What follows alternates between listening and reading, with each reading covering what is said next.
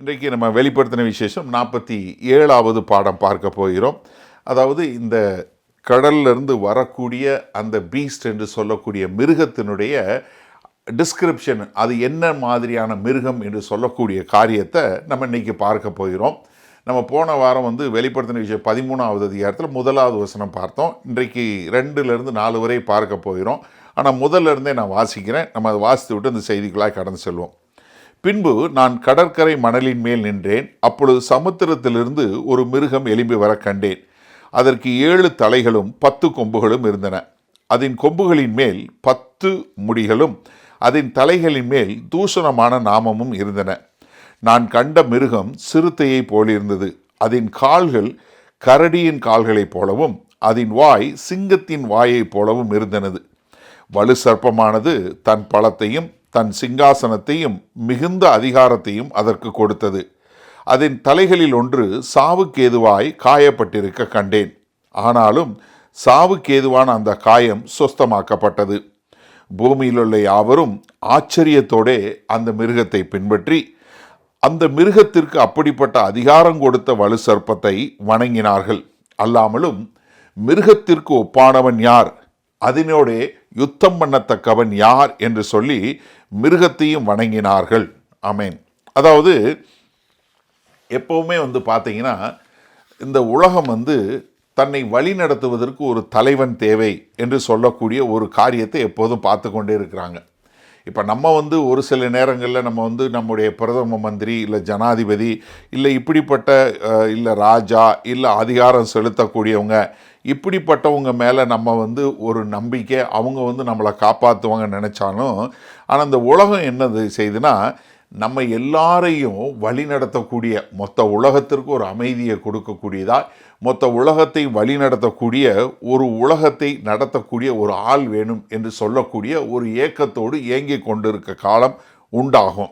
என்னன்னா அவங்க எங்களுக்கு ஒரு பாதுகாப்பு இல்லையே, எங்களை பாதுகாப்பதற்கு அப்படிப்பட்ட ஒரு ஆள் வேண்டும் என்று சொல்லக்கூடியதா. அப்போ இந்த மொத்த உலகம் என்ன பண்ணுது, அப்படிப்பட்ட ஒரு ஆளை எதிர்பார்த்து கொண்டு இருக்கிறது. ஒருத்தர் மொத்த உலகத்தையும் ஒரு அமைதியோட ஒரு சமாதானத்தோட எல்லாருக்கும் ஒரு பாதுகாப்போட வழிநடத்தக்கூடிய ஒரு தலைவர் வேணும் என்று சொல்லக்கூடியது. அப்படிப்பட்ட ஒருத்தர் வரப்போகிறார். யார்? அவர்தான் அந்தி கிறிஸ்து. ஏன்னா சாத்தான் அப்படிப்பட்ட ஒரு ஆளை கொண்டு அவனை ஆதிக்கம் செய்யக்கூடிய ஒரு ஆளாக வரக்கூடிய ஒரு காரியம். ஏன்னா அவன் என்ன சகல ஜனங்களின் மேலும் அதிகாரம் செலுத்தக்கூடியதாய். பட் என்னன்னா அவர் இந்த அந்தி கிறிஸ்துங்கிறவன் என்ன பண்ணுவான், உலகம் முழுவதும் ஒரு சமாதானத்தை கொண்டு வரக்கூடியதா. அது என்ன? ஒரு பொய்யான ஒரு சமாதானம், ஒரு பொய்யான பாதுகாப்பை கொடுக்கக்கூடியவனாக இருப்பான். ஆனால் அவன் இருதயத்தில் சாத்தானுடைய ஆதிக்கத்தோடு செய்யக்கூடிய ஒரு ஆளாக இருப்பான். அவன் ஒரு தனிப்பட்ட ஒரு ஆளாக வரக்கூடிய ஒரு காரியத்தை நம்ம பார்க்க முடியும். ஏன்னா மார்க் 13வது அதிகாரம் 6வது வசனத்தில் ஆண்டவர் சொல்லும்போது என்ன சொல்லி கொடுத்தாரு, அநேகர் என் நாமத்தை கொண்டு நானே கிறிஸ்து என்று சொல்லி அநேகரை வஞ்சிப்பார்கள். நம்ம போன பாடத்தில் பார்த்தோம் எப்படி 1 யோவான் 2:18 யோவான் சொல்லியிருந்தார், பிள்ளைகளே இது கடைசி காலமாக இருக்கிறது, அந்தி கிறிஸ்து வருகிறான் என்று நீங்கள் கேள்விப்பட்டீர்கள், இப்பொழுதும் அநேக அந்தி கிறிஸ்துகள் இருக்கிறார்கள், அதனாலே இது கடைசி காலம் என்று அறிகிறோம்.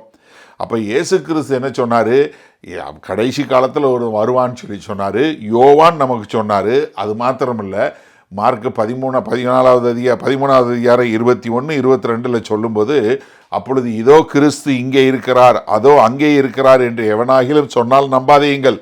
ஏனெனில் கள்ள கிறிஸ்துகளும் கள்ள தீர்க்கதரிசிகளும் எழும்பி கூடுமானால் தெரிந்து கொள்ளப்பட்டவர்களையும் வஞ்சிக்கத்தக்கதாக அடையாளங்களையும் அற்புதங்களையும் செய்வார்கள். நம்ம பார்த்தோம் எப்படி இந்த 7 வருட காலம் அந்தி கிறிஸ்துவனுடைய உபத்திரவ காலம் என்று சொல்லக்கூடிய இந்த 7 வருட காலத்தில் அவன் வரக்கூடியவனாக இருப்பான். ஆரம்பத்தில் இது நடக்க ஆரம்பிக்கும். அதற்கு பின்பாக பாதி காலம் சென்ற போது 3 வருஷம் போனதுக்கப்புறம் என்ன பண்ணுவான், அவன் 3 வருஷம் ஆன பொழுது பாலாக்கும் அருவருப்பை கொண்டு தன்னையை வணங்க வேண்டும் என்று சொல்லக்கூடிய ஒரு காரியத்தில் அவர்கள் எல்லோரையும் வஞ்சிக்கக்கூடிய ஒரு காரியத்தை செய்வான். ஆனால் அந்த நேரத்தில் என்ன ஆகும், அப்படிப்பட்ட உபத்திரவ காலத்தில் கர்த்தரும் பாதாளத்திலிருந்து 200 மில்லியன் அந்த பிசாசுகள் அடைத்து வைக்கப்பட்ட பிசாசுகளையும் வெளியே விட போகிறாரு. அப்போ இந்த பிசாசுகளும் இந்த அந்தி கிறிஸ்துவும் சேர்ந்து ஜனங்களை பூரா பாடுபடுத்தக்கூடிய ஒரு காரியம். அது என்ன? இது எதற்காக? தேவனுடைய கிறிஸ்துவனுடைய ராஜ்யம் வரக்கூடாது. அது மாத்திரமல்ல, அவன் எப்படியாவது இந்த யூதர்கள் அவங்களுக்கு வாக்கு கொடுக்கம் பண்ணப்பட்ட அந்த ராஜ்யத்துக்குள்ளே வந்துவிடக்கூடாது என்று சொல்லக்கூடியதா. அது மாத்திரமல்ல, கர்த்தராகிய இயேசு கிறிஸ்துவை யாரெல்லாம் விசுவாசிக்கக்கூடியவங்களா இருக்காங்களோ அவர்கள் எல்லாம் ராஜ்யத்துக்குள்ளே போய்விடாதபடி அவர்களுடைய விசுவாசத்தை தடுமாறக்கூடியதாக அவங்களை எல்லாரையும் அழிக்க வேண்டும் என்று சொல்லக்கூடிய ஒரு காரியம். ஆனால் நம்ம கிறிஸ்தவர்களாகிய நம்ம என்ன எதிர்பார்க்குறோம்? கர்த்தராகிய இயேசு கிறிஸ்துவை எதிர்பார்க்கி கொண்டு இருக்கிறோம். ஆனால் இந்த அந்தி கிறிஸ்து என்ன பண்ணுவான்? அவன் அற்புதங்கள், அடையாளங்கள், கள்ள காரியங்களை செய்து ஜனங்களை வஞ்சிக்கக்கூடியவனாக வரக்கூடியவனாக இருப்பான். ஏன்னா இது கிட்டத்தட்ட 96வது வருஷம் கிறிஸ்துவுக்கு பின் 96வது வருஷத்தில் இந்த வெளிப்படுத்தின விசேஷம் புஸ்தகத்தை யார்? அப்போஸ்தலனாகிய யோவான் எழுதுகிறாரு. ஆனால் இந்த அப்போஸ்தலனாகிய யோவான் எழுதுவதற்கு முன்பாகவே பழைய ஏற்பாட்டிலே தானியேல் தீர்க்கதரிசியுடைய புஸ்தகம் 2வது அதிகாரம், 7வது அதிகாரம், 8வது அதிகாரம், 9வது அதிகாரம், 11வது அதிகாரம், இந்த அதிகாரங்கள் முழுவதிலையும் அவன் எப்படிப்பட்டவனாக இருப்பான், அவன் என்னெல்லாம் செய்வான் என்று சொல்லக்கூடிய ஒரு காரியத்தை தானியேல் சொல்லி கொடுத்தாரு. அதே மாதிரி அப்போஸ்தலனாகிய பவுல் தெசலோனிக்க பட்டணத்தில் இருக்க சபைக்கு எழுதும்போது 2 தெசலோனிக்க 2வது அதிகாரத்தில் 2 தெசலோனிக்க மொத்த புஸ்தகத்திலையுமே அவனை பற்றி அவன் எப்படிப்பட்டவனாக இருப்பான்னு சொல்லக்கூடிய காரியத்தை சொன்னார். யோவான் இதற்கு முன்பாக எழுதின தன்னுடைய நிருபம் 1 யோவான் 2வது அதிகாரத்தில் ரொம்ப அழகாக சொல்லி கொடுத்தாரு எப்படி இந்த அந்தி கிறிஸ்துகள் வரக்கூடிய ஒரு காரியம் அப்படின்னது. நம்ம இங்கே வெளிப்படுத்தின விசேஷத்தில் வரும்போது என்ன பார்க்குறோம்? 6வது அதிகாரத்தில் முதல்ல அந்தி கிறிஸ்து வரக்கூடியதை பார்க்குறோம். அதற்கு பின்பாக 11வது அதிகாரத்தில் அவன் என்ன பண்ணுறான்? அந்த 2 சாட்சிகளை அவன் கொலை செய்யக்கூடிய காரியத்தை பார்க்குறோம். அதற்கு பின்பாக இங்கே 13வது அதிகாரத்தில் என்ன பார்க்குறோம்? அவன் எப்படி பாதாளத்தில் இருந்தோம், அதே சமயத்தில் கடலில் இருந்தோம், அதே சமயத்தில் பூமியிலிருந்து வஞ்சிக்கக்கூடிய காரியங்களை செய்வான்னு சொல்லக்கூடியதாக. அதற்கு பின்பாக 17வது அதிகாரத்தில் அவனுடைய கிளைமேக்ஸ் என்று சொல்லக்கூடிய ஒரு காரியத்தை நம்ம பார்க்க போகிறோம். அப்போ இங்கே பார்க்கும்போது என்ன பார்க்குறோம்? அந்தி கிறிஸ்து அவன் எப்படி ஒரு சூப்பர்மேனை போல, என்ன ரொம்ப புத்திசாலித்தனமாக, ரொம்ப அழகாக பேசக்கூடியவனா, ரொம்ப ஒரு இன்டெலிஜென்ட்டாக, ஒரு பிரில்லியன்ட் மைண்டு உள்ளவனா, அதே சமயத்தில் அவன் என்ன பொய்யான அடையாளங்கள், அற்புதங்களை செய்து ஜனங்களை வஞ்சிக்கக்கூடியவனா, அவனை மாதிரி, அதாவது மிலிட்ரியிலையும் சரி, இராணுவ காரியத்திலையும் சரி, மற்ற எந்த இதுலேயும் அவனுக்கு நிகரானவர் ஒருத்தர் இல்லை. There is no one matching is ability and is talents என்று சொல்லக்கூடிய அளவிற்கு அவன் என்ன அவ்வளோ பெரிய ஒரு ஆளாக வரப்போவான். அதனால் அவன் என்ன கடைசியில் அவன் நானே கடவுள் என்று சொல்லி என்னை ஆராதிங்க என்று சொல்லக்கூடிய ஒரு காரியத்தை பார்க்குறோம். அப்போ இங்கே 13வது அதிகாரத்தில் அவனை பற்றி எப்படி தானியேல், எப்படி பவுல் எல்லாம் சொன்னாங்களோ அதே மாதிரி அவன் என்னென்ன கேரக்டரிஸ்டிக்ஸாக இருப்பான் என்று சொல்லக்கூடிய ஒரு காரியத்தை சொல்லி கொடுக்குறாரு. அப்போ இங்கே 13வது அதிகாரத்தில் நம்ம வரும்போது என்ன பார்க்குறோன்னா, உலகத்தை ஆளப்போகிற அந்த அந்தி கிறிஸ்து என்று சொல்லக்கூடிய சர்வாதிகாரியான அவன் எப்படி இருப்பான் என்று சொல்லக்கூடிய ஒரு காரியத்தை பார்க்குறோம். இப்போ 1வது வசனத்தில் என்ன பார்த்தோம்? பின்பு நான் கடற்கரை மணலின் மேல் நின்றேன், அப்பொழுது சமுத்திரத்திலிருந்து ஒரு மிருகம் எழும்பி வர கண்டேன். அதற்கு 7 தலைகளும் 10 கொம்புகளும் இருந்தன. அதன் கொம்புகளின் மேல் 10 முடிகளும் அதன் தலைகளின் மேல் தூஷணமான நாமமும் இருந்தன. அப்போ என்ன? இங்கே சாத்தான் கடல்லிருந்து எழும்பி வரக்கூடிய ஒரு காரியம். அப்போ இந்த பெரிய மிருகம் என்று சொல்லக்கூடியது என்ன? சாத்தானால் வரக்கூடிய ஒரு மிருகமாக இருக்கிறத பார்க்குறோம். அதனால தான் வெளிப்படுத்தின விஷயம் 12:9 பார்த்தோம். உலகம் அனைத்தையும் மோசம் போக்குகிற பிசாசு என்றும் சாத்தான் என்றும் சொல்லப்பட்ட பழைய பாம்பாகிய பெரிய வலு சர்ப்பம் தள்ளப்பட்டது. அது பூமியிலே விழ தள்ளப்பட்டது. அதனோட கூட சேர்ந்த தூதரும் தள்ளப்பட்டார்கள். அப்போ என்ன?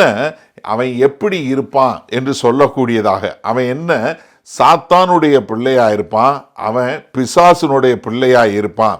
அப்போ சாத்தான் என்ன கடற்கரை மணலில் நின்று அவன் என்ன பார்க்குறான்? அங்கேருந்து பாதாளத்திலிருந்து எழும்பி வரக்கூடியதாக. ஏன்னா இது 12வது அதிகாரம் 3வது வசனத்தில் சொல்லும்போது வேறொரு அடையாளம் வானத்திலே காணப்பட்டது. அது என்ன? 7 தலைகளையும் 10 கொம்புகளையும் தன் தலைகளின் மேல் 7 முடிகளையும் உடைய சிவப்பான பெரிய வலு சர்ப்பம் இருந்தது. அப்ப என்ன, இங்க சாத்தானுடைய வம்சம் என்று வரலாறு என்று சொல்லி பார்க்கும்போது அவன் எப்படி இருப்பான்? சாத்தானே அந்த உருவத்தில் வரக்கூடியதான். அவன் என்ன, ஒரு தனி மனுஷனா மாத்திரம் இல்லை, ஒரு ராஜ்யமாகவும் இருப்பான். ஏன்னா அவன் தான் மனுஷன், அவன் தான் ராஜ்யம் என்று சொல்லக்கூடியதாக. அப்போ இந்த ஒரு தனி மனுஷன், அந்த கிறிஸ்துன்னு சொல்லக்கூடிய மனுஷனை தானியலாக இருக்கட்டும், பவுலாக இருக்கட்டும், இல்லை வெளிப்படுத்தின விசேஷமாக இருக்கட்டும், அவன் யார்? ஒரு மனிதன் என்பதை நமக்கு மிக தெளிவாக காட்டக்கூடிய காரியத்தை பார்க்குறோம். அந்த மனுஷன் என்ன பண்ணுவான்? எல்லாரோடு சேர்ந்து மொத்த உலகத்தையும் ஆளக்கூடியவனா. அதனால நாங்கள் சொல்லும்போது என்ன, 10 தலையிலும் அது 10 கொம்பும் 7 தலையும் உள்ளவனாக இருப்பான் என்று சொல்லக்கூடிய. அப்போ என்ன, அவனுடைய ராஜ்யம் பெருசாக பறந்து விரிந்திருக்கும். அது ஒரு காங்க்ளோமரேட் என்று சொல்லக்கூடியதா, எல்லாரும் இணைந்து செயல்படக்கூடிய ஒரு காரியமாக இருக்குன்றது. அப்போ கொம்புங்கிறது என்னன்னு பார்த்தோம். அந்த கொம்புங்கிறது என்ன? அது ஒரு வல்லமை, ஒரு ராஜா, ஒரு வல்லமை. அது மாத்திரமல்ல, அதனுடைய பலம் என்று சொல்லக்கூடியதாக. அப்போ 10 என்று சொல்லுவது ஒரு அடையாளமாக எல்லாத்தையும் சேர்ந்து சொல்லக்கூடியதாக, அதாவது ஒரு முழுமையாக உலகத்தில் உள்ள எல்லா என்று சொல்லக்கூடியதாக. ஏன்னா உலகம் முழுவதும் 10 ரீஜனாக பிரிஞ்சு கொள்ளக்கூடிய என்று சொல்லக்கூடியதாக நம்ம பார்க்கிறோம். அப்போ 10 என்பது என்ன? மனிதன் உலகத்தில் உள்ள மொத்த வல்லமையும் சேர்த்து வரக்கூடிய ஒரு எண்ணாகத்தான் அங்கே காட்டக்கூடியதை பார்க்குறோம். அதனால் நம்ம இதை உடனே மறுபடியும் வரக்கூடிய புதுப்பிக்கப்பட்ட மறுபடியும் எழும்பி வரக்கூடிய ரோம சாம்ராஜ்யம் என்று சொல்லக்கூடியது மாத்திரமல்ல, அது என்ன, எல்லாத்தையும் முழுமை பெறக்கூடியதாக. இப்போ இந்த 10 ராஜாக்கள் என்ன, அது என்ன, ஒரு என்ன 10 கொம்பு உள்ளவன் என்ன, அந்தி கிறிஸ்து ஆளக்கூடியவனாக இருப்பான் என்று சொல்லக்கூடியதாக. நீங்கள் தானியேல் 7வது அதிகாரத்தில் பார்த்தீங்கன்னா அவன் எப்படி எல்லாரோட ஒரு கான்ஃபெடரசி என்று சொல்லக்கூடிய எல்லாரும் சேர்ந்து ஒரு ராஜ்யத்தை ஆளக்கூடியவனாக வருவான் என்று சொல்லக்கூடியது. நீங்கள் தானியேல் 7வது அதிகாரத்தில் 7வது வசனத்திலிருந்து பாருங்கள். அதற்கு பின்பு ராத்தரிசனங்களில் 4ஆம் மிருகத்தை கண்டேன். அது கெடியும் பயங்கரமும் மகா பலத்ததுமாயிருந்தது. அதற்கு பெரிய இரும்பு பற்கள் இருந்தது. அது நொறுக்கி பட்சித்து மீதியானதை தன் கால்களால் மிதித்து போட்டது. அது தனக்கு முன்னிருந்த எல்லா மிருகங்களை பார்க்கிலும் வேற்றுருவமாய் இருந்தது. அதற்கு 10 கொம்புகள் இருந்தது. என்ன, இதுக்கு முன்னாடி இருந்த மிருகம் மாதிரியே இல்லை, இது வேறொரு இதாக இருந்துச்சு. அது மாத்திரமல்ல, அதுக்கு என்ன, 10 கொம்புகள், அது வல்லமை உள்ளதாய் இருந்தது. அந்த கொம்புகளை நான் கவனித்திருக்கையில் இதோ அவைகளுக்கு இடையே வேறொரு சின்ன கொம்பு எழும்பிற்று. அதற்கு முன்பாக முந்தின கொம்புகளில் 3 பிடுங்கப்பட்டது. இதோ அந்த கொம்பிலே மனுஷ கண்களுக்கு ஒப்பான கண்களும் பெருமைகளை பேசும் வாயும் இருந்தது. அப்ப என்ன, இவன் ஒரு எல்லாரையும் சேர்ந்து ஆளுகை செய்யக்கூடியவனா, ஒரு ஆள் அவன் என்ன, பயங்கரமாக பேசக்கூடியவனாக இருப்பான், அதன் மூலமாய் ஆளுகை செய்யக்கூடியவனா இருப்பான்னு சொல்லக்கூடியது. அதே 7வது அதிகாரத்தில் 24வது வசனம் பாருங்க. அந்த 10 கொம்புகள் என்னவென்றால் அந்த ராஜ்யத்திலே எழும்பும் 10 ராஜாக்களாம். இப்போ விளக்கம் சொல்றாரு. அந்த 10 கொம்பு என்ன, 10 ராஜாக்களாம். அவைகளுக்கு பின்பு வேறொருவன் எழும்புவான். யாரு? புதுசா ஒரு ஆள். அவன் முந்தினவர்களை பார்க்கிலும் வேறாயிருந்து 3 ராஜாக்களை தாழ்த்தி போட்டு உன்னதமானவருக்கு விரோதமாக வார்த்தைகளை பேசி உன்னதமானவருடைய பரிசுத்தவான்களை ஒடுக்கி காலங்களையும் பிரமாணங்களையும் மாற்ற நினைப்பான். அவர்கள் ஒரு காலமும் காலங்களும் அரை காலமும் செல்லும் மட்டும் அவன் கையில் ஒப்பு கொடுக்கப்படுவார்கள். என்ன, இந்த அந்தி கிறிஸ்து எழும்புவான். எழும்பி என்ன பண்ண பார்ப்பான்? அவன் காலத்தையும் பிரமாணங்களையும், he will try to change the time and the law. அது மாத்திரமல்ல, அவன் என்ன பண்ணுவான்? அவன் 3 வருஷ காலங்கள், எப்படி 3 வருஷ காலம் எல்லாத்தையும் ஆளுகை செய்யக்கூடியவனாக இருப்பான். அதனால தான் இந்த 7 தலைகள் என்று சொல்லக்கூடிய ஒரு காரியம் என்ன, 7 ராஜ்யங்களை குறிக்கக்கூடியது. முதல்ல என்ன பார்த்தோம்? எகிப்து ராஜ்யம், அதற்கு பின்பாக சீரிய ராஜ்யம், அதற்கு பின்பாக பாபிலோன், அதற்கு பின்பாக மீதிய பெர்சிய ராஜ்யம், அதற்கு பின்பாக கிரேக்க சாம்ராஜ்யம், அதற்கு பின்பாக ரோம், அதற்கு பின்பாக 7ஆவதாக வரப்போகிறதா இந்த கடைசி ராஜ்யம் என்று சொல்லக்கூடியதாக. அதை நம்ம 17ஆவது அதிகாரம் வரும், வெளிப்படுத்தின விஷயம் 17ஆவது அதிகாரம் வரும்போது அதை குறித்து நம்ம இன்னும் டீட்டெயிலாக பார்ப்போம். ஆனால் நம்ம இப்போதைக்கு நான் அதை மட்டும் வாசிக்கிறேன். 9, 10 மட்டும் பாருங்கள். ஞானமுள்ள 9ஆவது வசனம் பாருங்கள். ஞானமுள்ள மனம் இதிலே விளங்கும். அந்த 7 தலைகளும் அந்த ஸ்திரீ உட்கார்ந்திருக்கிற 7 மலைகளாம். அவைகள் 7 ராஜாக்களாம். இவர்களில் 5 பேர் விழுந்தார்கள். ஒருவன் இருக்கிறான், மற்றவன் இன்னும் வரவில்லை. வரும்போது அவன் கொஞ்ச காலம் தரித்திருக்க வேண்டும். இப்போ தானியேல் பார்க்கும்போது அந்த காலத்தில் சொல்லும்போது என்ன சொல்றாரு? 5 பேர் இருந்தான், 6ஆவது ஆள் இருக்கிறான். இப்போ யோவான் சொல்லும் போதும் 5 பேர் வந்துட்டு போயிட்டாங்க. இப்போ 6ஆவது ஆள் இருக்கிறான், 7ஆவது ஆள் வருவான். இப்போ நீங்க யோசிச்சு பாருங்க, 5 பேர் யாராரு? முதல்ல எகிப்து, சிரியா, அப்புறம் பாபிலோன், மீதிய பெர்சியா, அப்புறம் கிரீக்கு. இப்போ 6ஆவது ஆள் யாரு? ரோம். இப்போ இதை எழுதும்போது எங்க ரோமாபுரி பேரரசு ஆண்டு கொண்டு இருக்கிறது. ஆனால் அதுக்கு பின்பாக இன்னும் கொஞ்சம் காலம் கழிச்சு ஒருத்தன் வருவான். அவன் யாரு? அவன் தான் செய்யக்கூடிய ஒரு காரியம். இப்போ என்ன ஆகுன்றத ஒரு நிமிஷம் நான் சொல்றேன், கவனிங்க. அதாவது ரோமாபுரி பேரரசுக்கு அப்புறம் இப்போ அந்த ரோமாபுரி, நான் போன பாடத்துலையும் சொல்லி கொடுத்தேன், எப்படி ரோமாபுரி பேரரசு ஒன்றும் இல்லாமல் அப்படியே ஒரு டெமோக்ரஸியாக ஒரு இதாக போயிடுச்சு என்று சொல்லக்கூடிய ஒரு காரியத்தை பார்த்தோம். அப்போ என்னன்னா, இப்போ என்ன கொண்டு வரக்கூடிய ஒரு காலம் வரும்னா, மொத்தத்தை ஆளக்கூடிய ஒரே ஒன்னஸ் என்று சொல்லக்கூடியதான். எப்படி? உலகம் முழுவதும் ஒரே ஞானம், உலகம் முழுவதும் ஒரே மாதிரியான ரூல்ஸு, உலகம் முழுவதும் ஒரே மாதிரியான காரியங்கள் என்று சொல்லக்கூடியதா, உலகம் முழுவதும் ஒரே மதம் என்று சொல்லக்கூடிய இந்த உலகம் முழுவதும் ஒன்று என்று சொல்லக்கூடிய ஒரு காரியத்தை சாத்தான் கொண்டு வருவான். இப்போ நீங்கள் நல்லா யோசிங்களேன். இப்போ இருக்கிற நிலைமையில் நம்ம என்ன பார்க்குறோம்? இப்போவே நிறைய இடங்களில் நிறைய காரியங்களில் என்ன வரக்கூடியது? ஒன்றா வரணும்னு சொல்லக்கூடியதான். இப்போ நீங்கள் ஐரோப்பாவில் ஒரு காமன் கரன்சி வந்துருச்சு. இப்போ ஒரே மாதிரி ஒரே கரன்சி நம்ம எல்லாரும் உபயோகப்படுத்தணும் அப்படின்னு சொல்லக்கூடிய காரியம். அதே மாதிரி இப்போ நம்மளுடைய எஜுகேஷன் சிஸ்டம் பாருங்கள். இப்போ நம்மளுடைய எஜுகேஷன் சிஸ்டமில் என்ன, இப்போ ஒரு மதத்தை குறித்து படிக்க முடியாது. இப்போ என்ன பண்ணால் கம்பேரிட்டிவ் ரிலிஜன் என்று சொல்லக்கூடியதாக சின்ன வயசுலேருந்து என்ன சொல்லி கொடுக்குறாங்க? இந்த மதம் என்ன சொல்லுது, இந்த மதம் என்ன சொல்லுது, அந்த மதம் என்ன சொல்லுது, நீ என்ன நினைக்கிற? எப்படி? அதாவது ஒவ்வொரு காரியத்தையும் சொல்லி நீ என்ன நினைக்கிற அப்படின்னு சொல்லக்கூடியது வரும்போது அப்போ என்ன மாறிடுது? டைரக்டா எது சரி எது தவறு என்று சொல்லக்கூடிய ஒரு பவுண்டரி இல்லாமல் மாறக்கூடிய ஒரு சூழ்நிலை. நல்லா சிந்திச்சு பாருங்களேன். ஏன்னா இப்போ உலகம் முழுவதும் ஒரே மாதிரி வரணும் அப்படின்னு கொண்டு வருவதற்கு இந்த காரியங்கள் பூரா நடக்கக்கூடியதாக இருக்கிறது. அப்போ என்னன்னா, முழுக்க இது என்ன பண்ணக்கூடியது? கொஞ்சம் கொஞ்சமாக ஒரு சூழ்நிலையை கொண்டு வரக்கூடியதான். அப்போ என்ன, ஒரு எது சரி எது தவறு என்று சொல்லக்கூடிய ஒரு காரியம் இல்லாமல் அப்போ என்ன பண்ண ஆரம்பிச்சிட்டாங்க? இப்போ எல்லாமே ஒரே இதுக்கு வரக்கூடியதான்.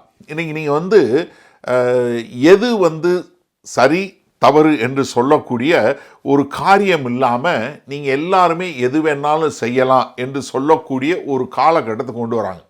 அது மாத்திரமல்ல, உலகம் முழுவதும் ஒரே காரியம் கொண்டு வரணும் அப்படின்னு சொல்கிறதுல இங்கே என்ன யோவான் என்ன பார்க்குறாரு?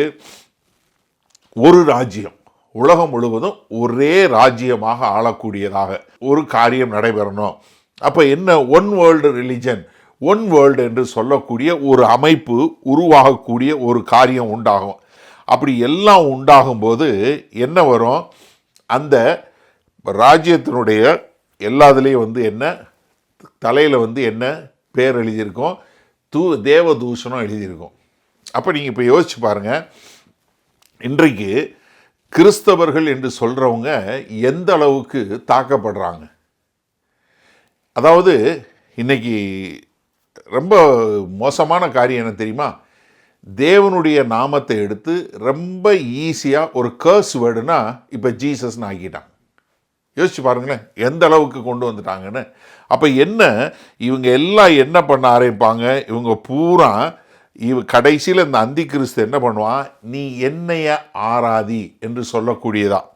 எப்படி ராயர்கள் சொன்னாங்க, நெபுகாத்நேச்சர் சொன்னாரோ அதே மாதிரி மீதி பேர் சொன்ன மாதிரி இப்போ என்ன, அவங்க எல்லாம் நாங்கள் தான் ராஜா, நாம் தான் உலகத்துக்கு அதிபதி, என்னைய ஆராதி என்று சொல்லக்கூடிய ஒரு காலகட்டத்தை கொண்டு வருவாங்க. சரியா? இப்போ முதலாவது இன்னைக்கு இந்த பாடத்தில் அந்தி கிறிஸ்துவனுடைய அத்தாரிட்டி, அதிகாரம் என்ன அப்படின்னு சொல்லி பார்ப்போமா. முதல்ல 2ஆம் வசனம் பாருங்க. நான் கண்ட மிருகம் சிறுத்தையை போலிருந்தது, அதன் கால்கள் கரடியின் கால்களைப் போலவும் அதன் வாய் சிங்கத்தின் வாயைப் போலவும் இருந்தன. வலு சர்ப்பமானது தன் பலத்தையும் தன் சிங்காசனத்தையும் மிகுந்த அதிகாரத்தையும் அதற்கு கொடுத்தது.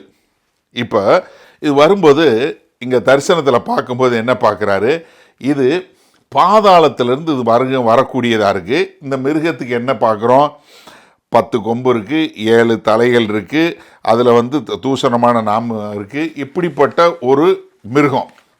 இந்த மிருகம் என்ன, எப்படிப்பட்டதாக இருக்குது, ஒரு கொடிய மிருகமாக இருக்கிறத பார்க்குறோம். இது என்ன, இந்த மிருகம் என்பது என்ன, நீங்கள் தானியேல் 7ஆவது அதிகாரத்துக்கு வாங்க, அதில் 3ஆவது வசனத்திலிருந்து பாருங்கள். அப்பொழுது வெவ்வேறு ரூபமுள்ள 4 பெரிய மிருகங்கள் சமுத்திரத்திலிருந்து எழும்பின. எங்கே, இதுவும் சமுத்திரத்திலிருந்து வருதா, அங்கே சொல்லக்கூடிய அதே காரியம். முந்தினது சிங்கத்தை போல் இருந்தது, அதற்கு கழுகின் செட்டைகள் உண்டாயிருந்தன. நான் பார்த்து கொண்டிருக்கையில் அதன் இறகுகள் பிடுங்கப்பட்டது.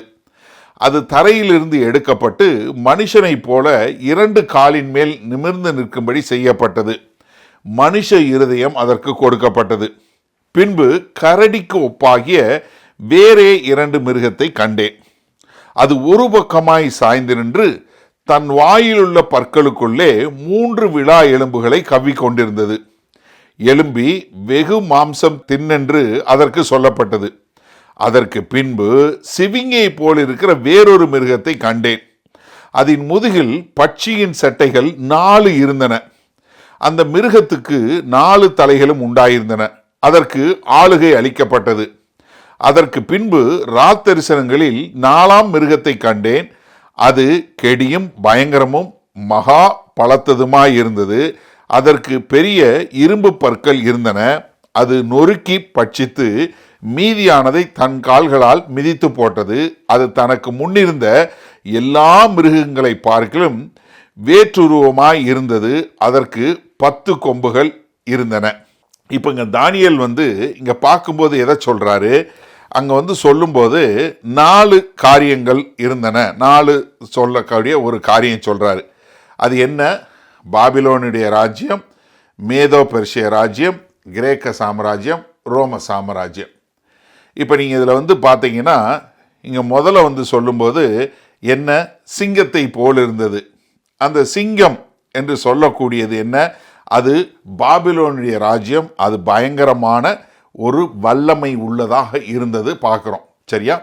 அடுத்து வந்தது என்ன, 2 அதற்கு பின்பாக என்ன கொடுத்தது, கரடிக்கு ஒப்பான 2 மிருகத்தை பார்த்தேன். அது ஒரு பக்கம் சாய்ந்து நின்றது. அது என்ன, மீதோ பெர்சிய ராஜ்யம். மீதோ பெர்சியாவில் ஒருத்தர் ஸ்ட்ராங்கு, ஒருத்தர் வீக்கு. அதனால் அது என்ன, மீதோ பெர்சிய ராஜ்யம் இருந்தது. அவங்க என்ன, பயங்கர பலமோ அதே சமயத்தில் ஸ்டெபிலிட்டியும் இருக்கக்கூடிய ஒரு காரியத்தை பார்க்குறோம். அதற்கு பின்பாக சிவிங்கம் என்று சொல்லக்கூடிய லெப்பர்டை பார்க்குறோம். இந்த லெப்பர்டு என்னென்னா பயங்கர வேகமாக போகக்கூடியது. இது யாரை பார்க்குறோம், இது அலெக்சாண்டர் த கிரேட் என்று சொல்லக்கூடிய கிரேக்கத்தை பார்க்குறோம். ஏன்னா அவர் தான் பயங்கர வேகமாக எல்லா தேசங்களையும் பிடிக்கக்கூடியவராக இருந்தார். இது முடிஞ்சதுக்கப்புறம் என்ன பார்க்குறாரு, 4ஆவது மிருகத்தை பார்க்குறாரு. இங்கே அவங்க சொல்லக்கூடிய மிருகங்கள்லாம் என்னென்னா, அங்கே இருக்கிறாங்க பாருங்கள், இந்த வெளிப்பாடை வாசிக்கக்கூடியவங்க, அவங்கெல்லாம் புரிந்து கொள்ளக்கூடிய அனிமல்கள். ஏன்னா இது பூரா அங்கே இருக்கிற மிருகம். இந்த மிருகம் அங்கே எல்லாருக்குமே தெரியும். அந்த மிருகத்தினுடைய குணாதிசயமும் அந்த ராஜ்யத்தினுடைய குணாதிசயம் ஒத்து போகக்கூடியதாக கர்த்தர் அங்கே சொல்லி கொடுக்குறாரு. இந்த 4ஆவது மிருகம் என்ன, விவரிக்க முடியாத ராஜ்யம். இந்த 4ஆவது ராஜ்யம் எது, ரோமாபுரி ராஜ்யம். இதைத்தான் நம்ம பார்க்குறோம். தானியேல் 2வது அதிகாரத்தில் ஒரு சிலையை பார்க்குறோம். தலை வந்து நேபுகாத் நேச்சரு, அதற்கு பின்பாக 2 சோல்டர், அது என்ன மீதோ பெர்சிய ராஜ்யம், அதற்கு பின்பாக எது நம்ம கிரேக்க சாம்ராஜ்யம், அதற்கு பின்பாக ரோமாபுரி ராஜ்யம் என்று சொல்லக்கூடியதாக.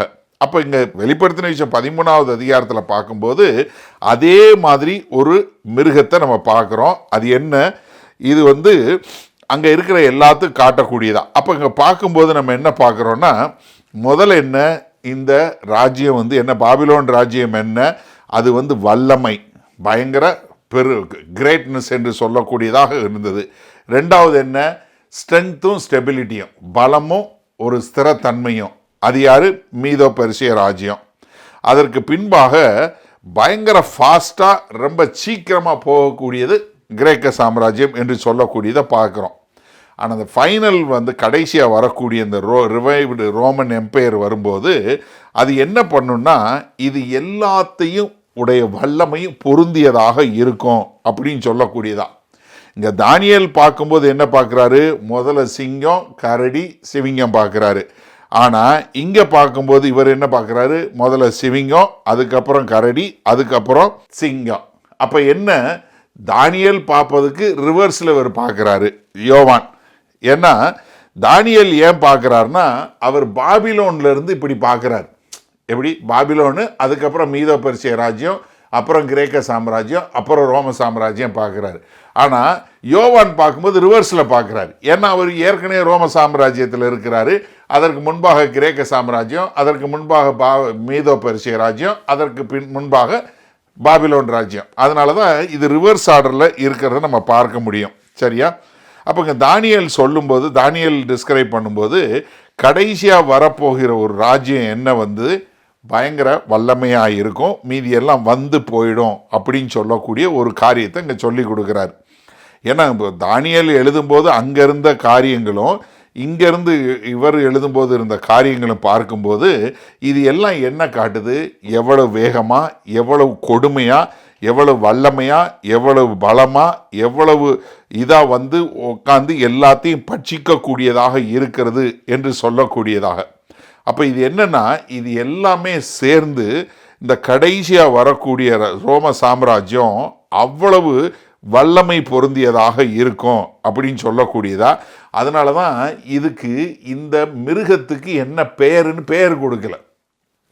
மீதி எல்லாத்துக்கும் பேர் கொடுத்தாச்சு, இதுக்கு அவங்களுக்கு பேர் கொடுக்கல. மாறாக என்ன சொல்கிறாங்க, இது வந்து இந்த 3 ஏற்கனவே சொல்லப்பட்ட இந்த 3 ராஜ்யத்தினுடைய வல்லமை எல்லாம் அதுக்குள்ளே இருக்கும். அப்போ என்னன்னா, இந்த சாத்தான் என்ன பண்ண போகிறான், அவனுடைய எல்லா வல்லமை எல்லாத்தையும் வந்து இங்கே கொடுத்து, என்ன அந்தி கிறிஸ்து என்று சொல்லக்கூடிய ஒருத்தனுக்கு இது எல்லாத்தையும் அவன் கொடுக்க போகிறான். அதனால தான் நீங்கள் 2வது வசனம் பின்பகுதி பாருங்கள், வலு சர்ப்பமானது தன் பலத்தையும் தன் சிங்காசனத்தையும் மிகுந்த அதிகாரத்தையும் அதற்கு கொடுத்தது. எப்படி, அதாவது இந்த மிருகத்துக்கு வந்து என்ன பலத்த அதிகாரம், மிகுந்த அதிகாரம். ஏன்னா இது என்ன, அவனை வந்து இந்த அந்தி கிறிஸ்துவை நிறுத்தவே முடியாத அளவிற்கு அவனுக்கு கொடுக்கப்படக்கூடிய பயங்கரமான அதிகம். அது மாத்திரமில்லை, தேவன் என்ன பண்ணுறாரு, அவர் தன்னை பின்னாடி வச்சுக்கிறாரு. ஏன்னா அவர் தடை செய்ய போகிற என்ன பண்ணுறாரு, ஆவியானவரை எடுத்துக்கொள்கிறாரு. அதனால் இங்கே வந்து வரக்கூடிய ஒரு காரியம், ஏன்னா பரிசுத்த தேவதூதர்களும் அவங்களும் பின்வாங்கிடுவாங்க.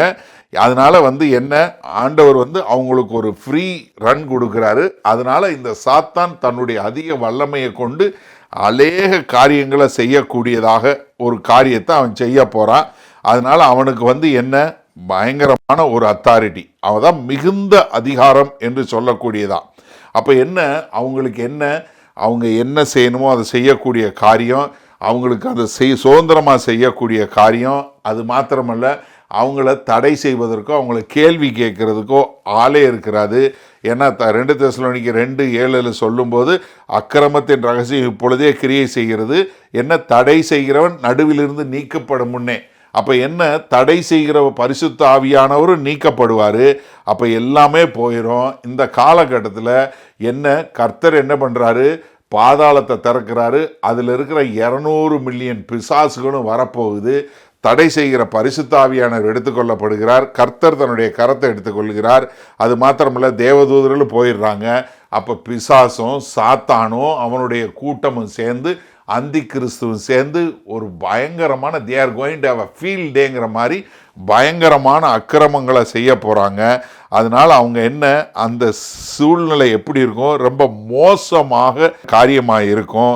அதனால தான் அவன் என்ன ஒரு பயங்கரமான ஒரு ஆளாக வருவான்.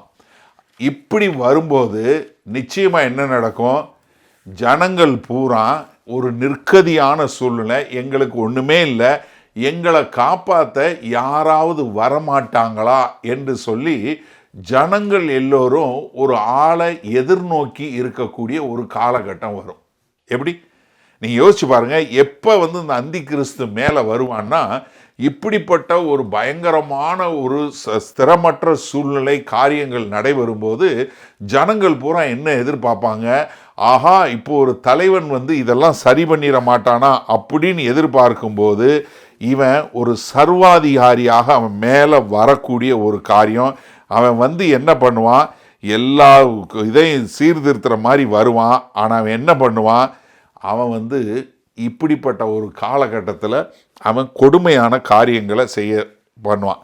ஏன்னா எப்போவுமே ஒரு உண்மையான தலைவன் எப்போ வருவான்னா, தலைவன் எப்போ உருவாகிறான், ஒரு கிரைசிஸ், ஒரு மோசமான சூழ்நிலை இருக்கும்போது தான் ஒரு தலைவன் வருவான். ஏன்னா ஒரு சிலர் பயந்து ஓடுறவன் தலைவனாக இருக்க முடியாது. இருக்கிற பிரச்சனைகளுக்கு மத்தியில் எழும்பி வரான் பார்த்தீங்களா, அவன்தான் தலைவன். அது மாத்திரமில்ல, தலைவன் என்ன பண்ண, ஒரு லீடர் என்ன பண்ணுவார், என்னெல்லாம் சரி செய்ய முடியாத பிரச்சனைகள் இருக்கோ அதெல்லாம் சரி செய்யக்கூடியவனா. அது மாத்திரமல்ல, எல்லாரும் ஒரு தீர்வும் இல்லாத போது அதற்கு எல்லாத்துக்கும் தீர்வு கொடுத்து அவன் தனி ஆளாக மேலே வரக்கூடிய ஒரு காரியம் உண்டாகும்.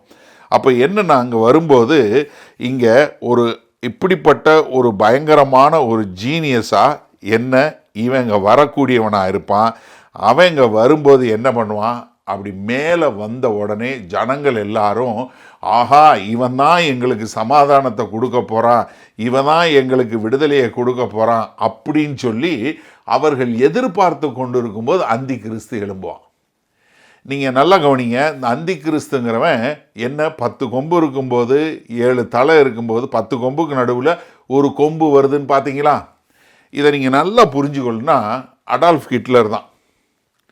அதாவது நீங்கள் 1930களில் நீங்கள் பார்த்தீங்கன்னா உலகப்போருக்கு பின்பாக ரொம்ப மோசமான ஒரு சூழ்நிலை, முதலாம் உலகப்போருக்கு பின்னாக. அப்போ என்ன, அவங்களுக்கு ஒரு எக்கனாமிக்கலாக ஒன்றுமே இல்லை, ஆவிக்குரிய முறையில் ரொம்ப மோசமாக இருந்தாங்க, பொலிட்டிக்கலாக ரொம்ப மோசமான இருந்துச்சு, எக்கனாமிக்கலாக பயங்கர டிப்ரெஷனில் போயிட்டு இருந்தாங்க. இப்படி இருக்கும்போது ஏற்கனவே இருக்கிற ஒரு ஆள் இல்லை, ஒன்றுமே இல்லாமல் எங்கேயோ இருந்த ஒரு ஆள் ஹிட்லருங்கிற ஒருத்தர் மேலே ஒன்றுமே இல்லாமல் கீழேருந்து மேல் மட்டத்திற்கு மேலே ஒரு தலைவனாக ஹிட்லர் வந்தார். வந்தவர் வந்த நோக்கம் வேற. ஆனால் கடைசியில் முழுக்க முழுக்க சாத்தானுடைய ஆதிக்கத்தினால அவர் ஒரு பெரிய சர்வாதிகாரியாய் மாறி பெரிய கொடுமைகளை செய்தார். அப்போ அதே மாதிரி தான் அந்தி கிறிஸ்து காலகட்டத்திலையும் அதே தான் வரும். எப்படி ஒரு அந்தி கிறிஸ்து அப்படி எழும்புவான், எப்போ இது இப்படி மோசமான சூழ்நிலைகள் இருக்கும்போது, இப்படிப்பட்ட கொடுமையான காரியங்கள் நடைபெறும்போது கீழே இருந்து ஒருத்தன் எழும்பக்கூடிய ஒரு காரியம். அப்போ என்னன்னா, ஒன்றுமே இல்லாமல் இருக்கிற ஒரு ஆள் வந்து பயங்கர ஒரு வல்லமை உள்ளவனாக மாறக்கூடிய ஒரு காரியம். அது அவன் எல்லாருக்கும் முன்பாக, மொத்த உலகத்திற்கு முன்பாக அவன் என்ன பண்ணுவான், ஒரு தலைவனாக மேலே வருவான். ஆனால் பிரச்சனை என்னன்னா, அவனுக்கு மிகுந்த அதிகாரத்தையும் பலத்தையும் சாத்தான் கொடுத்து அவனை ஆளுகை செய்து அவன் மூலமாக செய்யக்கூடிய ஒரு காரியம். நீங்கள் ஹிட்லரோட வாழ்க்கை வரலாறு எடுத்து பார்த்தீங்கன்னா, ஹிட்லர் பேசும்போதே வேறொரு இதில் பேசுவார்னு சொல்லுவாங்க. அவருடைய வாழ்க்கை வரலாறு எடுத்து வாசித்து பார்த்தீங்கன்னா, அவன் பேசும்போது வேறொரு ஆள் அவருக்குள்ளே இருந்து பேசுகிறத உங்களால் உணர முடியும் அப்படின்னு சொல்லக்கூடியதா.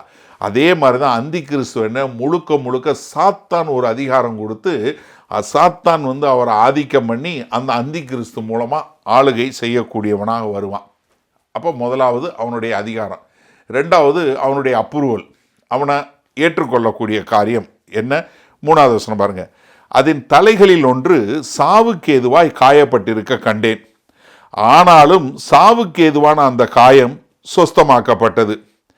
பூமியில் உள்ள யாவரும் ஆச்சரியத்தோட அந்த மிருகத்தை பின்பற்றி, என்ன அவன் இந்த பூமிக்கு ஒரு கடவுளாக மாறக்கூடியது, அவனுக்கு அவ்வளோ பெரிய வல்லமை, அது மாத்திரமல்ல அவனுக்கு அவ்வளோ பெரிய அதிகாரம், என்ன மக்களெல்லாம் அவனை பின்பற்றக்கூடியதாக. காரணம் என்ன? அவன் தலையில் ஒரு தலை என்ன ஆகுது? அவன் சாவுக்கு ஏதுவான காயம். எப்படி சாவுக்கு ஏதுவான காயம்? இந்த சாவுக்கு ஏதுவான அப்படி ஸ்லைன் என்று சொல்லக்கூடிய பதம் இது எங்கே போடப்பட்டிருக்குன்னா, வெளிப்படுத்தின 5வது அதிகாரம் 6வது வசனம் சொல்லும்போது, இதோ அடிக்கப்பட்ட வண்ணமாயிருந்த ஒரு ஆட்டுக்குட்டி சிங்காசனத்திற்கும் 4 ஜீவன்களுக்கும் மூப்பர்களுக்கும் மத்தியிலே நிற்க கண்டேன். அது அந்த 7 கொம்புகளையும் 7 கண்களையும் உடையதாயிருந்தது. அது என்ன? அங்கே தேவனுக்கு கொடுக்க கூடும்போது ஆட்டுக்குட்டியானவர் சொல்ல, அதே மாதிரி இங்கே என்ன பண்ண போகிறான்? சாத்தான் அதை டூப்ளிகேட் பண்ணி அதே மாதிரி இங்கே ஒருத்தர் சாகிற மாதிரி இருக்கக்கூடியது. அது என்ன? உடனே அது சொஸ்தமாக்கக்கூடிய ஒரு காரியம். நீங்கள் இதே 13வது அதிகாரத்தில் 12வது வசனம் பாருங்க. அது முந்தின மிருகத்தின் அதிகாரம் முழுவதையும் அதன் முன்பாக நடப்பித்து சாவுக்கு ஏதுவான காயம் ஆற சொஸ்தமடைந்த முந்தின மிருகத்தையும் பூமியையும் அதன் குடிகளும் வணங்கும்படி செய்தது. என்ன? அந்த சொஸ்தமானதுக்கு முன்பாக. அதில் 14வது வசனம் பாருங்க. மிருகத்தின் முன்பாக அந்த அற்புதங்களை செய்யும்படி தனக்கு கொடுக்கப்பட்ட சத்துவத்தினாலே பூமி குடிகளை மோசம் போக்கி பட்டயத்தினாலே காயம்பட்டு பிழைத்த மிருகத்திற்கு ஒரு சொரூபம் பண்ண வேண்டும் என்று. எப்படி? காயம்பட்டு பிழைத்தது. அதே மாதிரி 17வது அதிகாரத்தில் 8வது வசனம், நீ கண்ட மிருகம் முன்னே இருந்தது, இப்பொழுது இல்லை, அது பாதாளத்திலிருந்து ஏறி நாசமடைய போகிறது. அப்ப என்ன? இது பாதாளத்திலிருந்து ஏறி வரக்கூடியது. அதனாலதான் 11வது வசனம் 17வது அதிகாரம் 11வது வசனம், இருந்ததும் இராததுமாகிய மிருகமே 8வதும் அவ்வழியில் இருந்து தோன்றுகிறவனும் நாசமடைய போகிறவனுமாய் இருந்தான். அப்ப என்ன? இது தலையில சாவுக்கேதுவான காயம் பட்டிருக்க கண்டேன். அப்ப என்னன்னா 2 காரியம் தான். ஒன்று என்ன இந்த ராஜ்யம் ஒண்ணுமே இல்லாம அழிக்கப்பட்டு மறுபடியும் திரும்ப வரக்கூடியது. ஏன்னா இது நம்ம அப்படி இது பண்ணும்போது, ஏன்னா ஒரு ராஜ்யம் அப்படின்னு சொல்லும்போது இது மறுசீரமைக்கப்பட்ட ரோமாபுரி ராஜ்யம்தான். ஏன்னா ரோமு தான் 6வது ராஜ்யம். அதற்கு பின்பாங்க யோவான் எழுதும்போது அது என்னாச்சு? முழுவதுமாக அழிஞ்சு போயிருச்சு. ஆனால் என்ன பண்ண போது? அது மறுபடியும் திரும்ப வரப்போகக்கூடிய ஒரு காரியம். ஏன்னா யோவான் எழுதும்போது கொஞ்சம் கொஞ்சமாக அது காயம்பட்டு ரோமாபுரி ராஜ்யம் அப்படி சிதைந்து போய்கிட்டே இருந்துச்சு. ஆனால் மறுபடியும் அது வரப்போகுது, மறுபடியும் அது சீரமைக்கப்பட போகுது. அப்போ என்ன ஆக போகுதுன்னா, இது மறுபடியும் இந்த ரோமாபுரி சாம்ராஜ்யம் மறுபடியும் த ரிவைவ்டு நியூ ரோமன் எம்பையர் என்று சொல்லக்கூடிய ஒரு காரியம் வரப்போகுது. அது என்ன பண்ண போகுது? அது மொத்த உலகத்தையும் வழிநடத்தக்கூடிய ஒரு காரியமாக போக போகுது. ஏன்னா நம்ம ஒரு தலைன்னு எடுக்கும்போது நம்ம அப்படி தான் அங்கே எடுக்க முடியும். ஆனால் இன்னொன்று என்னென்னா, இது பூரா பாதாளத்திலிருந்து வரக்கூடிய ஒரு காரியம். இப்போ நம்ம இந்த அதிகாரம் 1வது வசனம் என்ன தொடங்கணும்? கடற்கரையில் நின்று எங்கேருந்து வந்துச்சு? சமுத்திரத்திலிருந்து பாதாளத்திலிருந்து ஏறி வர கண்டேன் என்று சொல்லக்கூடியது. இன்னொரு ஆப்ஷன் ஒன்று இது ரோமாபுரி ராஜ்யம். இன்னொரு ஆப்ஷன் என்னன்னு பார்த்தீங்கன்னா, ஏன்னா இந்த அந்தி கிறிஸ்து முதல் ட்ரிபுலேஷன் பீரியடில் அவன் கொலை செய்யப்படுறான். அடுத்து என்ன? அந்த ஒரு உலக தலைவனாக மறுபடியும் அவன் வரக்கூடியது. ஏன்னா மறுபடியும் தலைவனாக அவன் மறுபடியும் ஒரு பாதாளத்திலிருந்து ஏறி வர கண்டேன் என்று சொல்லக்கூடிய ஒரு ஆளா. அப்போ என்ன? இவன் ஒன்று என்ன பண்ண முடியும்? ஒன்று அவன் செத்ததையே ஒரு பொய்யாக தான் செத்தது போல ஒரு நடந்து அதன் மூலமாக வந்தது போல வரக்கூடிய ஒரு காரியம். ஏன்னா அது செத்துச்சு நினைக்கும் போது இல்லை அது சாகலை, தன்னுடைய சாவையே டூப்ளிகேட் பண்ணக்கூடிய ஒரு காரியம். இல்லைன்னா என்னவா இருக்குன்னா, இந்த ஒரு தனிப்பட்ட மனுஷன் உலகத்தை முழுவதையும் ஏமாற்றக்கூடியதாக தான் செத்தது போல நடித்து அதன் மூலமாக மக்கள் எல்லாம் அவனை மதிக்கணும், மக்கள் எல்லாம் அவனை இது பண்ணணும் அப்படின்னு சொல்லக்கூடிய ஒரு காரியம். ஏன்னா அவன் தான் ஒரு பெரிய அதிசயம் அற்புதங்கள் செய்கிறவன் என்று உலகத்துக்கு காட்டுவதற்காக தன்னுடைய மரணத்தையே ஃபேக் பண்ணக்கூடியது. மரணம் அடைஞ்ச மாதிரி. நீங்கள் 2 தெசலோனிக்கர் 2:9 பார்க்கும்போது என்ன சொல்றாரு? அந்த அக்கிரமக்காரனுடைய வருகை சாத்தானுடைய செயலின்படி சகல வல்லமையோடும் அடையாளங்களோடும் பொய்யான அற்புதங்களோடும். அப்போ அவன் என்ன பொய்யான காரியங்களை செய்யக்கூடியவனாக இருக்கக்கூடியவனாக இருப்பான். இதில் இன்னொரு காரியம் சொல்கிறேன். சிலர் என்ன ஒரு சில கமெண்ட்ரியில் என்ன சொல்கிறாங்க, அவன் தான் யூதாஸ்ன்னு சொல்கிறாங்க. எப்படி?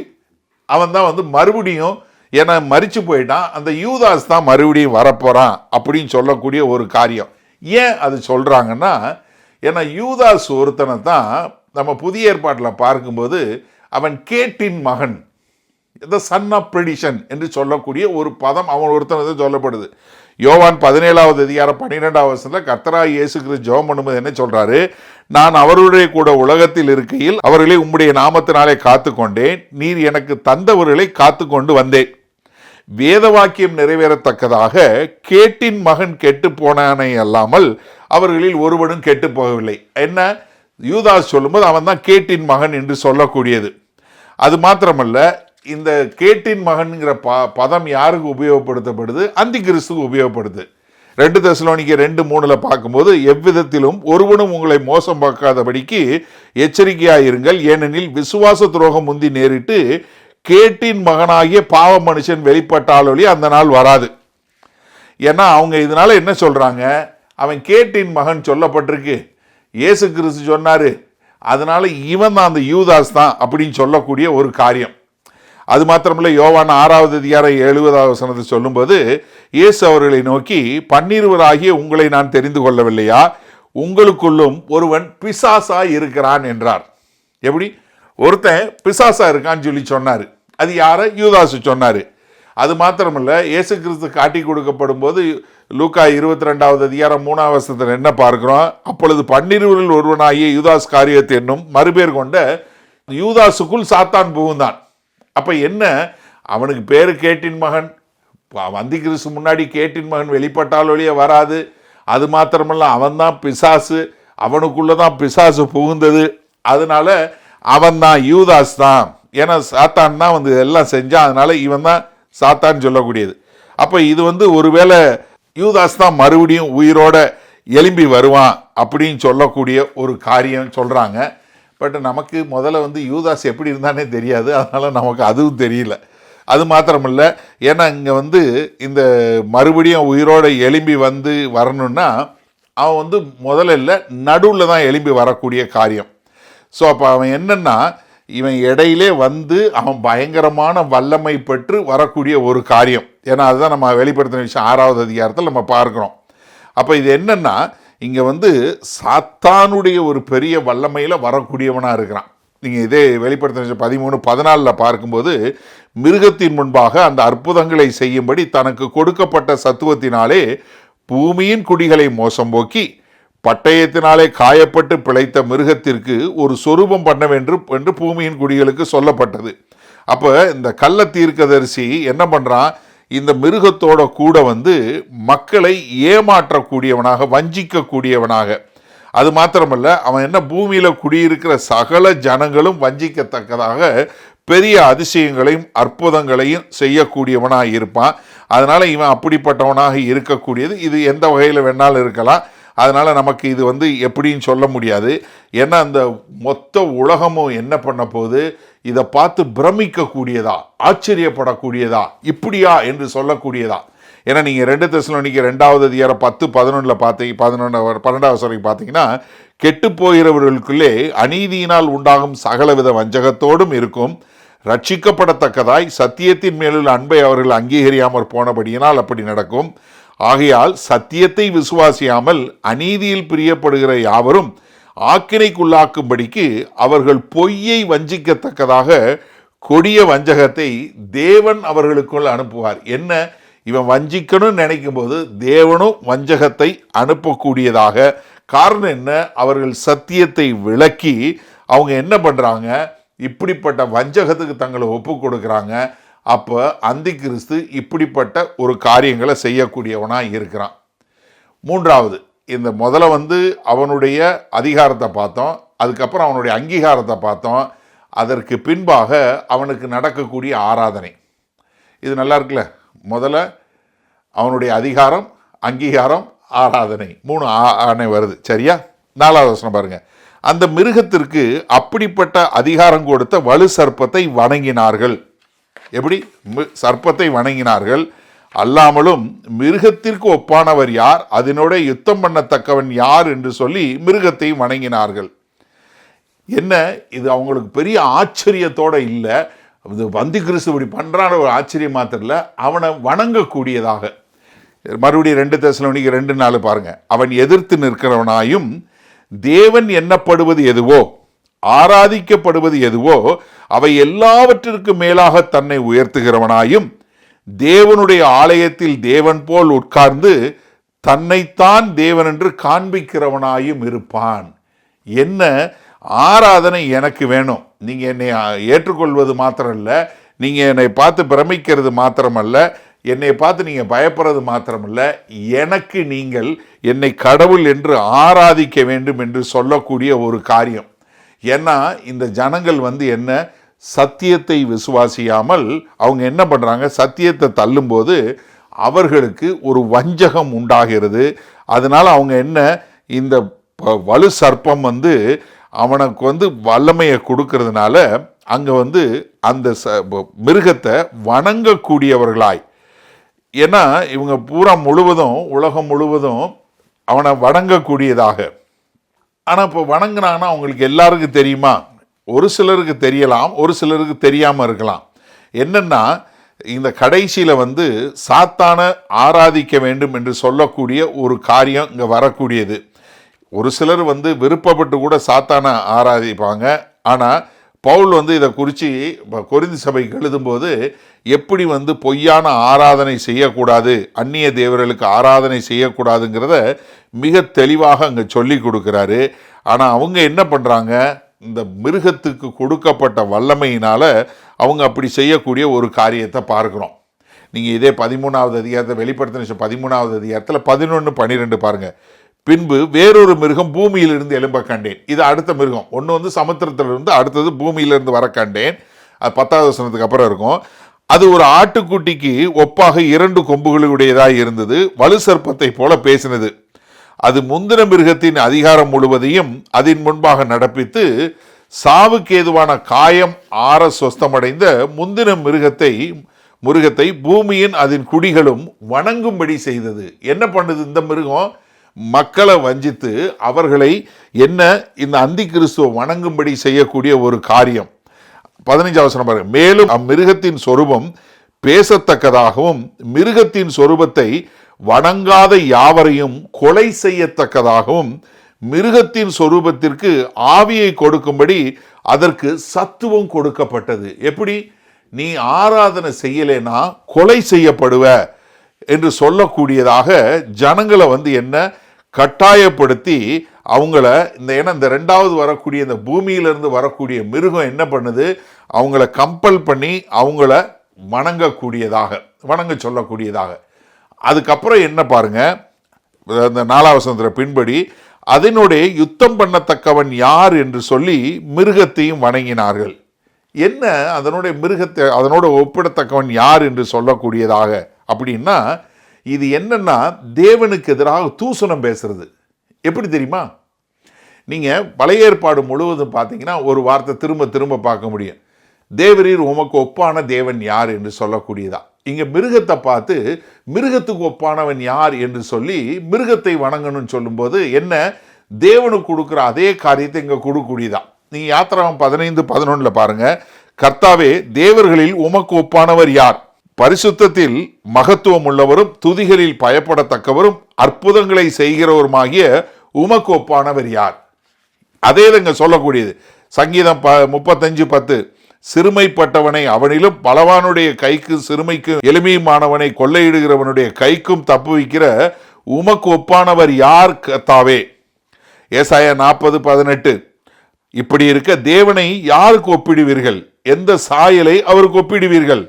ஏசாயா 40:25 இப்படி இருக்க என்னை யாருக்கு ஒப்பிடுவீர்கள்? எனக்கு யாரை நிகராக்குவீர்கள். ஏசாயா 46:5, யாருக்கு என்னை சாயலுக்கும் சமமாக்கி யாருக்கு நான் ஒப்பாகும்படி என்னை ஒப்பிடுவீர்கள். நம்ம எல்லாரும் தெரிஞ்ச மீகா 7:18, தமது சுதந்திரத்தில் மீதியானவருடைய அக்கிரமத்தை பொறுத்து மீறுதலை மன்னிக்கிற தேவரிற்கு ஒப்பான தேவன் யார்?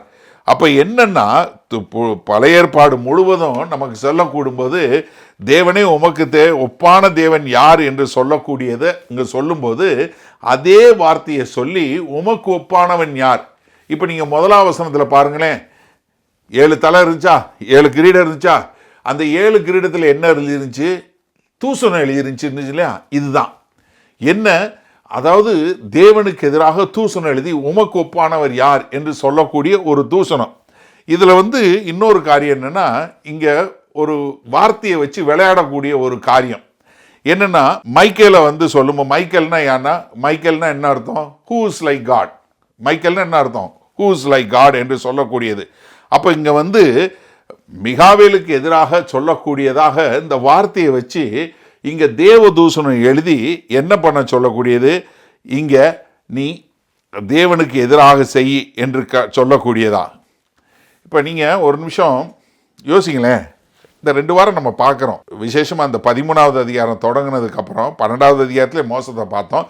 13வது அதிகாரம் தொடங்கினோடனே அந்தி கிறிஸ்து காலத்தில் அவன் எப்படி இந்த சாத்தான் பழைய காரியங்களை கொடுத்து, அந்த வலு சர்ப்பத்துக்கு கொடுத்து, அந்த பாம்பு என்ன பண்ணுது, மிருகத்துக்கு கொடுத்து, அந்த மிருகம் இவ்வளோ மோசமானதாக இருந்து அற்புதங்கள் அடையாளங்களை செய்து ஜனங்களை ஏமாற்றி வஞ்சித்து இப்படிப்பட்ட காரியங்களை செய்து தேவதூஷணம் பேசி தன்னை வணங்கு என்று சொல்லக்கூடிய இப்படிப்பட்ட ஒரு கொடிய காலம், அப்படி வணங்காதவங்களெல்லாம் கொலை செய்யணும்னு சொல்லக்கூடிய இப்படிப்பட்ட காலகட்டத்தை பார்க்கும்போது நம்ம என்ன பார்க்குறோம்? ஒரு அந்தி கிறிஸ்துவை பார்க்குறோம், ஒரு அந்தி கிறிஸ்துவனுடைய ஒரு ஆவியை பார்க்குறோம். ஆனால் கிறிஸ்து எப்படி பாருங்களேன், உண்மையான கிறிஸ்து எப்படி? அவர் எப்படி இருக்கிறாரு? பலவீனர்களுக்கும் தேவையானவர்களுக்கும் வெறுத்து தள்ளப்பட்டவர்களையும் தம்முடைய ராஜ்யத்தில் சேர்த்து கொள்ளக்கூடிய ஒரு மனத்தாழ்மையுள்ள ஒரு கர்த்தராக இருக்கிறார். ஆனால் அந்தி கிறிஸ்து என்ன, தன்னை எல்லாவற்றுக்கும் மேலாக உயர்த்தி தேவன் எண்ணப்படுவது எதுவோ, ஆராதிக்கப்படுவது எதுவோ அதற்கு மேலாக தன்னை உயர்த்தி என்ன ஆராதிக்குன்னு சொல்கிறான். ஆனால் கர்த்தர் என்ன, தன்னை தாழ்த்தினவராய் அடிமையின் ரூபம் எடுத்து மனுஷ சாயலாயி கல்வாரி சிலுவை மட்டும் மரண பரியந்தம் தன்னை தாழ்த்தினார். அப்போ எனக்கு அருமையானவர்களே, நம்ம இந்த உண்மையான கிறிஸ்துவை ஏற்றுக்கொண்டு நாம் இப்படிப்பட்ட இந்த கொடிய காலத்திலிருந்து நம்மை பாதுகாத்து அந்த தேவனுக்கென்று வாழக்கூடிய மக்களாய் வாழும்போது நம்ம சபை என்ன, இந்த உபத்திரவ காலம் எல்லாம் வருவதற்கு முன்பாக நம்ம மேலே எடுத்து கொள்ளப்படுவோம். அப்போ எனக்கு அருமையானவர்களே, இந்த நாளில் இந்த செய்தியை கேட்டுக்கொண்டு இருக்கிற நீங்கள் இன்னும் கர்த்தராகிய இயேசு கிறிஸ்துவை அறியாதவர்களாக இருந்தால் இன்றைக்கே கர்த்தராகிய இயேசு கிறிஸ்துவை ஏற்றுக்கொள்ளும்போது இதோ உங்களுக்கு எதிராக இருக்கக்கூடிய எல்லா விதமான தண்டனைகள், சாபம் எல்லாவற்றையும் கர்த்தராய் இயேசு கிறிஸ்து மூலமாய் நீங்கள் மீட்டெடுக்கப்பட்டவர்களாய் அவருடைய பிள்ளையாய் பூமியில் இருக்கும்போது கர்த்தர் தன்னுடைய சபையை முதல்ல எடுத்துக்கொள்வார். அதற்கு பின்பு தான் இந்த உபத்திரவ காலம் நடைபெறும். அப்போ இப்பொழுதே இந்த சமயம் வாய்த்திருக்கிறது. நீங்கள் கர்த்தராய் இயேசு கிறிஸ்துவை ஏற்றுக்கொண்டு இப்படிப்பட்ட பொல்லாத மிருகம் வலு சர்ப்பத்திலிருந்து உங்களை பாதுகாத்து கொள்ள தேவன் உங்களுக்கு கிருபை பாராட்டுவாராக. ஜெபம் செய்வோம். மகா கிருபையும் இரக்கம் நிறைந்த எங்கள் அன்பின் தகப்பனே, கர்த்தாவே, இந்த அருமையான நல்ல மாலை வேலைக்காய் நன்றியோடு துதிக்கிறோம், நாமத்தை போற்றுகிறோம். இப்போது ஆண்டவரே, நாங்கள் செய்தியில் கேட்டது போல எவ்வளவு மோசமான காலகட்டங்கள் வரப்போகிறது. ஆனால் அதற்கு முன்பாகவே ஆண்டவரே, நாங்கள் உம்மை ஏற்றுக்கொண்டு உமக்குள் நாங்கள் வாழும்போது இவை எல்லாவற்றிலுமிருந்து எங்களுக்கு ஒரு பெரிய மீட்பு உண்டாகப் போகிறது. அதனால் நாங்கள் சந்தோஷமாக எப்போதும் உம்மை ஏற்றுக்கொண்டு உமக்கென்று வாழ எங்களை ஒப்பு கொடுக்கிறோம். மீட்பெரும் இரட்சகருமாகிய இயேசு கிறிஸ்துவின் மூலம் பிதாவே, ஆமேன். உங்களில் யாருக்காவது ஜெப தேவைகள் இருக்குமானால் நீங்கள் உங்களுடைய வீடுகளில் உங்கள் கதவை பூட்டி நீங்கள் ஆண்டவரை நோக்கி ஜெபம் பண்ணுங்கள்.